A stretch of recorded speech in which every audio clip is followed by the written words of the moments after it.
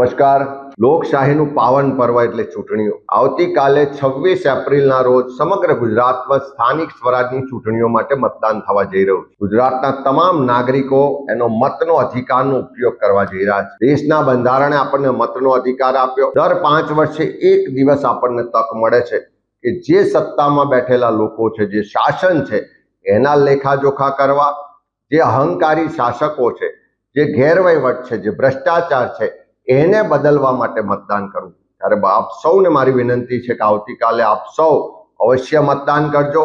સાથે સાથે ગુજરાત કોંગ્રેસનું કમિટમેન્ટ છે ગુજરાતના લોકો માટે કે જે સ્થાનિક સ્વરાજની સંસ્થાઓમાં ભ્રષ્ટાચાર વ્યાપક બન્યો છે, ભ્રષ્ટાચાર શિષ્ટાચાર બન્યો છે, એને સંપૂર્ણ રીતે નાબૂદ કરીશું, પારદર્શક વહીવટ આપીશું અને તમામ સ્તરે જનતા ઓડિટને ફરજિયાત બનાવીશું। સાથે સાથે તમામ સ્થાનિક સ્વરાજની સંસ્થાઓમાં જે ભાજપ સરકારે છેલ્લા વર્ષોમાં સત્તાનું કેન્દ્રીકરણ કર્યું અને પંચાયતી રાજ વ્યવસ્થા, સ્થાનિક સ્વરાજની સંસ્થાઓનો જે હાર્દ હતો કે સ્થાનિક લોકોના હાથમાં સત્તા હોય, એમના દ્વારા વહીવટ થાય, એ સત્તાના કેન્દ્રીકરણને દૂર કરી ફરી પાછું સત્તાનું વિકેન્દ્રીકરણ કરી સ્થાનિક લોકોના હાથમાં સત્તાને વહીવટ સોંપીશું, એને તાકાત આપીશું।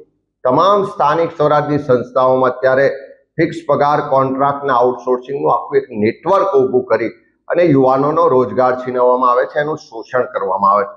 અમારું કમિટમેન્ટ છે કે તમામ સ્થાનિક સ્વરાજની સંસ્થાઓમાં ફિક્સ પગાર કોન્ટ્રાક્ટ આઉટસોર્સિંગ નાબૂદ કરીશું અને તમામ જગ્યાઓ પર કાયમી ભરતી કરીને ગુજરાતના યુવાનોને રોજગાર આપીશું। આ સંસ્થાઓ રોજબરોજની વ્યવસ્થાઓ સાથે જોડાયેલી, નગરપાલિકા વિસ્તાર હોય, મહાનગરપાલિકા વિસ્તાર હોય, તાલુકા પંચાયત કે જિલ્લા પંચાયત હોય, તમામ સ્તરે રસ્તા, પાણી, ગટર, પીવાનું પાણીથી લઈ વરસાદી પાણીના નિકાલની વ્યવસ્થાઓ, ઇન્ફ્રાસ્ટ્રક્ચરથી લઈને રોજિંદી સરકારી યોજનાઓના અમલીકરણ સુધી બધી જ વ્યવસ્થાઓ, બધા જ કામો અને યોજનાઓ આ સ્થાનિક સ્વરાજની સંસ્થાઓ મારફત થવાના।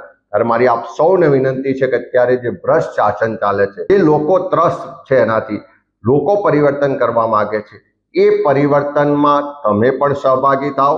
તમારો એક મત ગુજરાતની જનતાનો અવાજ બનશે, તમારો એક મત ગુજરાતમાં શાસનમાં પરિવર્તન લાવશે, તમારો એક મત ભ્રષ્ટાચારને નાબૂદ કરશે, તમારો એક મત સુશાસનને પ્રસ્થાપિત કરશે।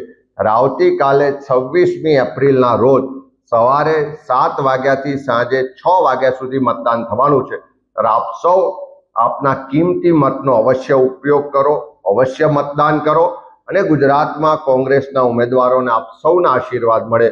અમારું કમિટમેન્ટ છે કે આવનારા સમયમાં આ સ્થાનિક સ્વરાજની સંસ્થાઓમાં તમારી અપેક્ષા મુજબનું શાસન જે આપવાનું છે એ મુજબનો વહીવટ કરીને બતાવીશું, ગુજરાતના લોકોના પ્રશ્નોનું નિવારણ લાવીને બતાવીશું અને સામાન્ય લોકો વહીવટ કરતા થાય, સામાન્ય લોકો માટે વહીવટ થાય એ રીતનું સંસ્થાઓમાં કોંગ્રેસનું શાસન પ્રસ્થાપિત કરવાનો અમારો આશય છે। આપ સૌના આશીર્વાદ કોંગ્રેસના ઉમેદવારને મળે એવી આપ સૌને વિનંતી કરું છું।